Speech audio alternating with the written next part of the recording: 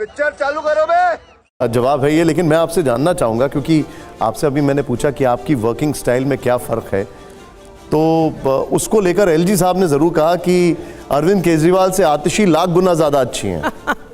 अभी बताता है भाई, अभी बताता है, अभी किया ना, अभी बताता है। तो मैं एलजी साहब को कहूँगी कि आज तक उन्होंने बीजेपी की तो किसी नेता की तारीफ़ नहीं करी, आम आदमी पार्टी के एक नेता की तारीफ़ करी, तो जब वो वोट डालने जाएं तो वो भी मेरे नाम पे आम आदमी पार्टी को वोट दे दें। चलिए, करवा ली बेइज्जती। ये तस्वीर आप देख रहे हैं, अब आप केजरीवाल जी के लिए ये कुर्सी आपने खाली छोड़ रखी है।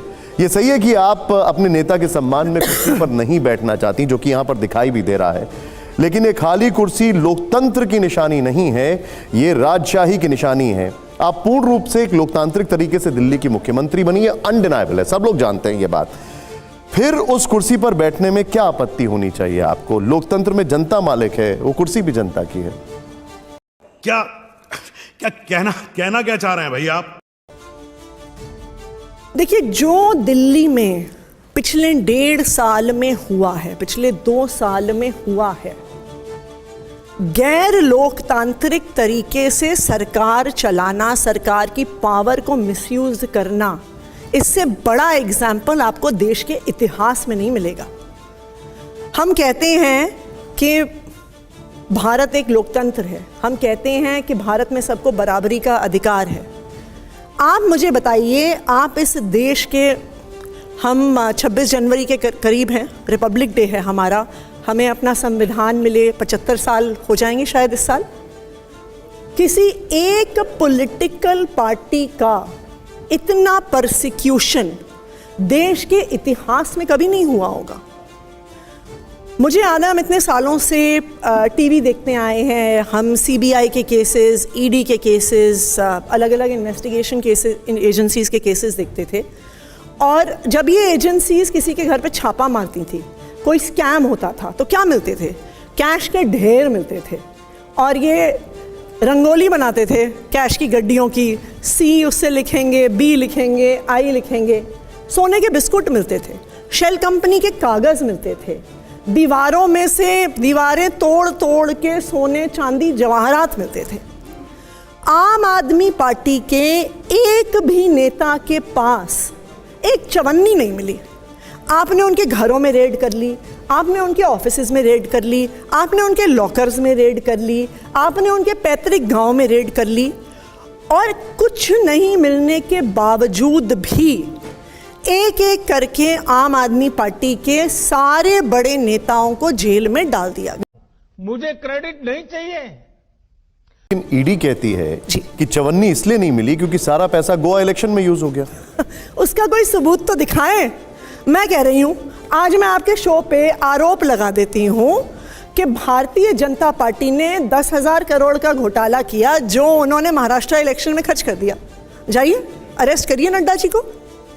कहने से क्या होता है? ये इतनी प्रीमियर जांच एजेंसियां हैं, कहने से कोई बात थोड़ी होती है, उनको सबूत सामने रखना पड़ेगा। आपको याद होगा 2014 में सुप्रीम कोर्ट ने एक बहुत सख्त टिप्पणी करी थी। इन्होंने सेंट्रल जांच एजेंसियों को केज्ड पैरेट कहा था। 10 साल के बाद 2024 में जब अरविंद केजरीवाल जी को बेल मिली, तब भी सुप्रीम कोर्ट ने ऐसी सख्त टिप्पणी करी कि अरविंद केजरीवाल जी की गिरफ्तारी एक दुर्भावना के तहत हुई थी। उन्होंने ये कहा फिर से कि ये एक पिंजरे में कैद तोते की तरह एजेंसीज हैं। तो इसका क्या मतलब है? नहीं, लेकिन अगर सुप्रीम कोर्ट ऐसी टिप्पणी करने पे मजबूर हो रहा है, तो क्या हमारे देश की प्रीमियर जांच एजेंसीज को शर्म नहीं आनी चाहिए? नहीं, लेकिन एक इमोशनल डैम इट। अब आप ही मुझे बताइए, एनसीपी के वो नेता जिनके बारे में प्रधानमंत्री नरेंद्र मोदी जी ने कहा था कि हम उन्हें जेल में डालेंगे और वो चक्की पीसेंगे, उन्होंने अपनी एक लाखों लोगों की रैली में ये कहा था। आज वही लोग, कोई डिप्टी चीफ मिनिस्टर है महाराष्ट्र में, कोई फाइनेंस मिनिस्टर है महाराष्ट्र में। क्यों प्रफुल्ल पटेल के खिलाफ केस खत्म हो गए जैसे वो भारतीय जनता पार्टी में चले गए? क्यों एनसीपी के छगन भुजबल, जिन पे महाराष्ट्र सदन स्कैम, इरिगेशन स्कैम, सारे केसेस, आपको पता है ईडी ने जाके, सीबीआई या ईडी ने जाके बॉम्बे हाईकोर्ट में केस चल रहा था छगन भुजबल के खिलाफ 10 सालों से। जैसे ही वो भारतीय जनता पार्टी में शामिल हुए, जी, ईडी ने जाके कहा कि हमें केस बंद करना होगा क्योंकि हमारी फाइल खो गई है। अब आप बताइए, नहीं लेकिन कौन विश्वास करेगा आपकी इस बात पार्टी पे? पर अब एक और तुम्हें शर्म है? कुछ शर्म आया है? मेरा तो एक बहुत सिंपल सवाल है, आपसे भी वो सवाल होगा, भाजपा से भी वही सवाल होगा और कांग्रेस से भी वो सवाल होगा जी। आज दिल्ली वासियों के लिए सबसे बेसिक जो उनका हक है वो सांस लेने का हक है, जिंदा लेने के लिए। वो सांस लेना, आप में से कोई पार्टी दिल्ली की पोल्यूशन को कैसे खत्म करेंगे, एक्शन प्लान क्या? ये नीरजा जी, आप बहुत सीनियर जर्नलिस्ट हैं, हम तो बचपन से आपको देखते आए हैं एक वरिष्ठ पत्रकार के रूप में, लेकिन मैं आपको थोड़ा सा एक बात में करेक्ट करना चाहूँगी। ये प्रदूषण जो है ये सिर्फ दिल्ली में नहीं है।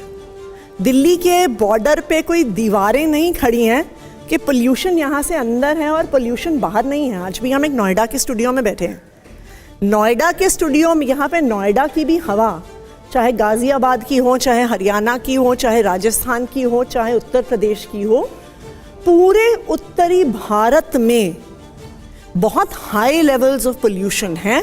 पूरे एनसीआर रीजन में बहुत हाई लेवल्स ऑफ पोल्यूशन है।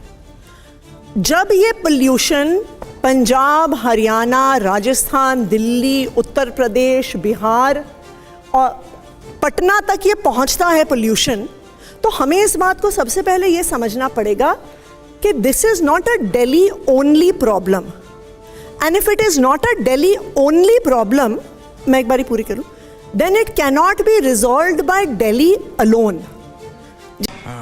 ये बड़ी अच्छी बात कही आप। जैसे मैं आपको बताती हूँ कि पिछले 10 साल में दिल्ली सरकार ने पोल्यूशन को कम करने के कई कदम उठाए। दिल्ली एक इकलौता राज्य है जहाँ पे कोई थर्मल पावर प्लांट नहीं है, लेकिन आप एनसीआर रीजन में देखने जाइए, 11 highly polluting thermal power plants UP में, राजस्थान में, हरियाणा में। दिल्ली में एक भी ईंट का भट्टा नहीं है जो हाईली पोल्यूटिंग माना जाता है, लेकिन एनसीआर रीजन में दिल्ली के आसपास 3,500 से ज़्यादा ईंट के भट्टे हैं। दिल्ली ने अपनी बस फ्लीट को एक हाई स्पीड पे इलेक्ट्रिक बस फ्लीट में शिफ्ट किया है। आज Delhi has the second largest electric bus fleet in the whole world. कुछ महीने में सेकेंड से ये फर्स्ट नंबर पे आ जाएगी पूरी दुनिया में। लेकिन आनंद विहार बस अड्डे का जब हम पोल्यूशन देखने जाते हैं, हमारी तो सारी बसेस इलेक्ट्रिक और सीएनजी हैं, लेकिन सड़क पार करते ही कौशाम्बी का बस स्टैंड है जहाँ पे सारी डीजल बसेस चल रही हैं। तो अगर हमें दिल्ली के पोल्यूशन को रिजॉल्व करना है, ऐसा तो नहीं होता ना कि अगर दिल्ली के आसपास पोल्यूशन हो रहा है वो दिल्ली के अंदर नहीं आता है। अगर हमें दिल्ली के पोल्यूशन को रिजॉल्व करना है, सिर्फ दिल्ली के द्वारा कदम उठाना पर्याप्त नहीं है। अरे देवा, ये गड़बड़ है बाबा। अब एक बहुत बड़ा विषय जो इस चुनाव में क्या कहूं मैं, जिसको लेकर आपसे तमाम सवाल पूछे जा रहे हैं। जी, बीजेपी कह रही है कथनी और करनी में फर्क है। हमने तो कुछ दिन अरे कहना क्या चाहते हो? पहले कहा भी था भारतीय जनता पार्टी को। हमारे 2 नेता सौरभ भारद्वाज जी और संजय सिंह जी ने कहा था, खोलिए मुख्यमंत्री आवास। जो आप ये वीडियो दिखा रहे हैं, आरोप लगा रहे हैं जी, सोने का टॉयलेट है जी, चांदी की किचन है जी, स्विमिंग पूल है जी, हीरे जवाहरात का मिनी बार है जी, लेके चलो मीडिया को अंदर। ये तस्वीरें चल रही हैं वैसे, तो आप ये किसने बनाई हैं तस्वीरें? आप लेके चलिए मीडिया को अंदर। संजय सिंह जी और सौरभ भारद्वाज जी गए, वहां पे छावनी बना दी। ये बीजेपी ने जारी किए। क्या ये कह रही हैं आप ये एक्चुअल तस्वीरें नहीं है मैम? आप मीडिया चैनल्स को लेके चलिए। मैं आपसे पूछ रहा हूं क्या ये एक्चुअल तस्वीरें नहीं है? मैं आपसे ये कह रही हूं कि आप सारे मीडिया चैनल्स को लेके चलिए। हम बीजेपी द्वारा जारी एक वीडियो जिसमें वो कह रहे हैं जी सोने का टॉयलेट है जी, हीरे जवाहरात की किचन है जी। ये वीडियो एक मिनट मैम, मैं एग्जैजरेट नहीं कर रहा हूं, मेरे सामने ये वीडियो चल रहा है। मेरी बात तो सुन लीजिए। आप बताइए कि अगर हम कह रहे हैं मीडिया चैनल्स को अंदर लेके चलिए तो क्या दिक्कत हो रही है? और आपसे यहाँ पे मत लेके चलिए, जो प्रधानमंत्री जी का राजमहल है वहां पे भी लेके चलिए। मेरे पास भी फोटो है कि वहां पे 300 करोड़ रुपए का कालीन लगा हुआ है जो मिडल ईस्ट से आया और सोने के धागों से बुना हुआ है। करोड़ों रुपए के वहां पे झूमर हैं जिसमें हीरे जवाहरात लगे हुए हैं। कोई तो ये भी कह रहा था कि जिस कुर्सी पे प्रधानमंत्री जी राजमहल में बैठते हैं वो जैसे लाल किले का वो है ना जहाँ पे उनका दरबार प्रधानमंत्री होता ने था, तो वो 150 करोड़ की तो उनकी कुर्सी है। आतिशी जी अब ये एक तरीके से ये नैरेटिव रहेगा कि अगर उन्होंने किया है तो हम भी करेंगे, क्या ये नैरेटिव पे चलेंगे या आपके ऊपर जो आरोप लगाए गए हैं उस पे क्लैरिफिकेशन आएगा? या कि मैं तो कह रही हूँ इन दोनों ही चीज़ों पे बात मत करिए। दिल्ली के लोगों के लिए आपने 10 साल में क्या काम किया है उस पे बात करिए। आम आदमी पार्टी चुनाव लड़ने जा रही है, हम अपने काम का डंका बजा रहे हैं। हम कह रहे हैं कि जी 10 साल में हमने 24 घंटे बिजली दी है, हमने 10 साल में दिल्ली के सरकारी स्कूलों को प्राइवेट स्कूलों से बेहतर बनाया है, हमने मोहल्ला क्लिनिक्स का एक शानदार प्राइमरी हेल्थ केयर का मॉडल खड़ा किया है, हमने दिल्ली में 10 साल में 450 किलोमीटर मेट्रो बनाई है, हमने दिल्ली में 38 फ्लाईओवर बनाए हैं, फ्लाईओवर अंडरपास दिल्ली की ट्रैफिक को स्पीड देने के लिए, हमने दिल्ली की यूनिवर्सिटीज़ में 80,000 सीट्स बढ़ाई हैं। हम अपने काम का डंका पीट रहे हैं। आप किसी से भी पूछ लीजिए। मैं तो कई बार सोचती हूँ कि लोग आम आदमी पार्टी के नेताओं से बड़ा बोर होते हैं, क्योंकि हम दो ही बिजली पानी स्कूल अस्पताल, बिजली पानी स्कूल अस्पताल, हम इसी की बात करते मैं उस पे आऊंगा, मैं आपने जो बताया लेकिन मैं ये कह रही हूँ कि नैरेटिव में बीजेपी सामने आए, वो भी तो 10 साल से केंद्र सरकार में है, दिल्ली देश की राजधानी है। आपने जो अभी चीजें तो आतिशी जी, अगर ये नैरेटिव की हम बात कर रहे हैं तो केंद्र सरकार बताए कि उन्होंने दिल्ली में 10 साल में क्या काम किया है। नहीं पर आऊंगा, लेकिन ये आरोप आज हर चौक चौराहे पर इसको लेकर चर्चा होती है, इसको लेकर बातचीत होती है, और बातचीत होने के पीछे की वजह यह है कि ये जो कहा जा रहा है बीजेपी की तरफ से और जो आरोप लगाए जा रहे हैं कि वो अपने आप को आम आदमी बताते हैं और वो इतने खास और इतने स्पेशल ट्रीटमेंट से आलीशान जगह पे कैसे रहते हैं। एक लिस्ट बीजेपी ने बताई, 28 लाख का टीवी यूनिट, अभी मजा आएगा ना भिड़ो, 2 लाख का जो आप माइक्रोवेव। कह रहे हैं ना कि चौक चौराहे पे चर्चा होती है, ये चौक चौराहे पे चर्चा नहीं होती है, सिर्फ बीजेपी के प्रेस कॉन्फ्रेंसेस में आपके नोएडा के स्टूडियोज में चर्चा होती है।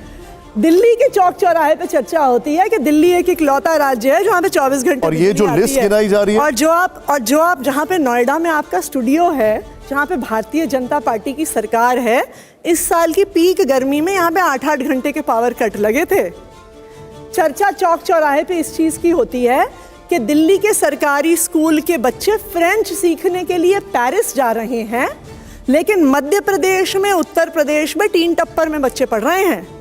चौक चौराहे पे चर्चा इस बात की होती है कि दिल्ली के इस मौसम में जब सर्दी खांसी वायरल फीवर सबको हो रहा है, मोहल्ला क्लिनिक में फ्री दवाई मिलती है, फ्री इलाज मिलता है, लेकिन अगर आप किसी और राज्य में होते तो एक छोटी सी बीमारी में परिवार के एक सदस्य को 1,500 रुपए खर्च करने पड़ते।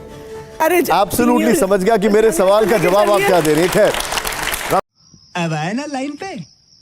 हमारा जो पहला सवाल है ये मुझे लगता है आपके लिए बड़ा इजी सवाल होगा, दिखाइए जरा। पहला सवाल हमारा ये है, बेहतर वक्ता कौन है, प्रियंका गांधी जी या स्वाति मालीवाल जी? प्रियंका गांधी जी। चलिए जोरदार तालियां हो जाएं, आपने इंडिया अलायंस का साथ निभाया यहां पर। अब पिक्चर में है, देखिए जरा, बेहतर सरकार कौन, यूपीए मनमोहन सिंह जी, एनडीए नरेंद्र मोदी जी? देखिए इसमें तो बहुत क्लियर है, अगर आप सारे आंकड़े देखिए, बेरोजगारी के आप आंकड़े देखिए, भारत पर कैपिटा इनकम पे कहाँ खड़ा है, हमारे युवाओं के पास नौकरियां हैं कि नहीं, शिक्षा है कि नहीं, देयर इज नो डाउट कि मनमोहन सिंह जी की सरकार ने बेटर परफॉर्म किया देन द करंट एनडीए का। लेकिन आपने दिल्ली का बजट 31 साल में घाटे का बजट, इसकी वजह क्या? ये सूचना आपकी गलत है। correct दिल्ली का बजट घाटे में नहीं है। मैं मुख्यमंत्री होने के साथ फाइनेंस मिनिस्टर भी हूँ, तो दिल्ली का रेवेन्यू कहाँ से आ रहा है, किस चीज़ से आ रहा है, किस चीज़ पे खर्च हो रहा है, ये मुझे अपनी टिप्स पर पता है। तो दिल्ली का बजट बिल्कुल भी घाटे में नहीं है। देखिए आप भी ये जो हमारी विरोधी पार्टियां जो फुसफुसा के अपनी प्रेस कॉन्फ्रेंस में वो गुड आपने बता दिया ये बात, ठीक है, दिल्ली का बजट घाटे नहीं में नहीं है। मैं इनफैक्ट आपको बताऊं, जब हम आए थे सरकार में 2015 में, अगर हम उसे पिछला बजट उठा के देखें तो तब दिल्ली का टोटल बजट 30,000 करोड़ का टोटल बजट साइज होता था। दिल्ली को केंद्र सरकार से कोई पैसा नहीं मिलता, तो दिल्ली का जो सारा बजट है वो दिल्ली के ही रेवेन्यू से, हमारे ही रेवेन्यू से आता है। ठीक है। 10 साल में दिल्ली ने अपना बजट 2.5 गुना से ज्यादा बढ़ा के 30,000 करोड़ से इस साल 77,000 करोड़ 77,000 करोड़ पे हम लेके आए हैं। इतना ज्यादा बजट इंक्रीज मुझे नहीं लगता इस देश की किसी भी सरकार में आज तक हुआ। फिर आपने इसमें